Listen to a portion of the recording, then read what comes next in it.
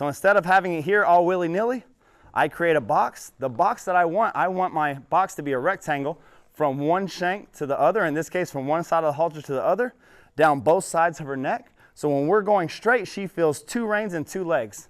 Now when I ask her to gait, I look up, sit up, now I start applying leg. I start applying leg and I feel her back end start up first. So when it comes to the speed transition, notice as long as she's going here, she's happy. If she speeds up on me, she runs in and out. What you don't see in the video, I'll try to make it obvious, is watch my fingers. I'll hold her and tighten up my hands. And when she's going the speed that I want, I will release my hand.